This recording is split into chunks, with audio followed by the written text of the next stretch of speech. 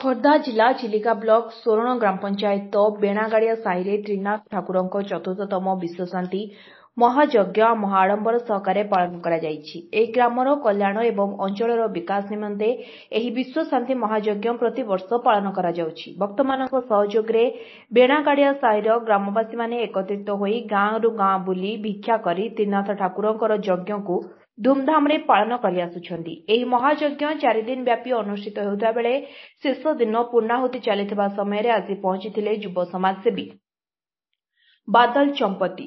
ବାଦଲ ଚମ୍ପତି ଠାକୁରଙ୍କୁ ଦର୍ଶନ କରି ଆଶୀର୍ବାଦ ଭିକ୍ଷା କରିଥିଲେ ଏବଂ ସୋରଣ ଅଞ୍ଚଳର ଗ୍ରାମବାସୀମାନଙ୍କର ମଙ୍ଗଳ କାମନା କରିଥିଲେ। ଏହି ଯଜ୍ଞରେ ଶହ ଶହ ଭକ୍ତ ସାମିଲ ହୋଇ ବେଶ୍ ଉପଭୋଗ କରିଥିଲେ। ସଭା ଶେଷରେ ପ୍ରସାଦ ସେବନର ମଧ୍ୟ ଆୟୋଜନ କରାଯାଇଥିଲା। हे पंच प्राण पिता महेधर पिता हे नाथ भूमि पिता गंगा नद्यनिर प्रवाहक पिता हे चंद्र सूर्यं पिता श्रीकंठ पिता हे पितामह पिता त्राहि तमेवं प्रभो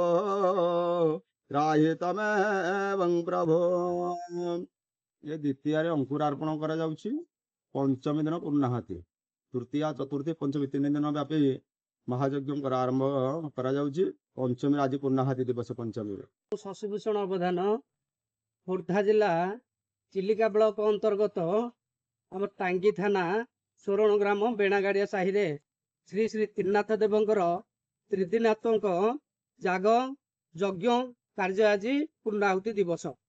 आज को 7 वर्ष तले ठाकुर एठी विराजमान करथिले। ठाकुर पूरा अवहेलित अवस्था रे थिले। आमर ये बेणागाड़िया साहिर युव बंधु माने लगी ठाकुरंकर मंदिर एवं ये जो सब महोत्सव कार्यक्रम करुछंती समस्त युव बंधु माने लगी कि सब महोत्सव कार्यक्रम करुछंती। एठी आमर कौनसी प्रकार सरकारी अनुदान एपर्यंत आसी नाही।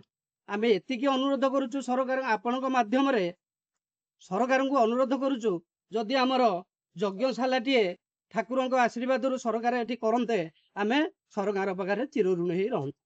एवं प्रतिवर्ष आमर एठारे 2000 ठारू 2500 पर्यंत भक्त माने समागम हुंती एवं सेमानक पई आमे हरिहाटर बंदोबस्त करू।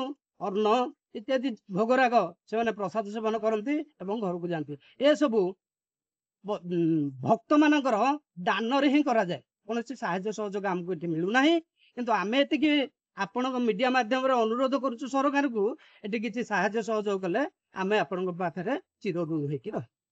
नमस्कार, मैं युव समाजसेवी बादल कुमार चंपती ओ MITM कॉलेज एडमिशन इंचार्ज।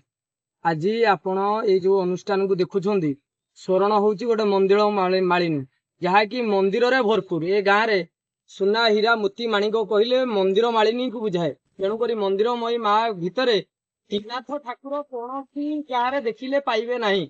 जहाँकि सोरण बेणागाड़िया साहि युव गोष्ठी माने ओ जो माने युव बंधु माने ओ RSS कर्मी माने एटा हूँ RSS गड़ एठारे जो माने बसवास करुछंती ओ जीविका निर्वाह करुथिबा ए ग्रामवासी माने तथापि से बेणागाड़िया साहिर उद्योगपति मानक साहाय्य सहयोग रे ए छोटिया मंदिरटे हेई पारिछि।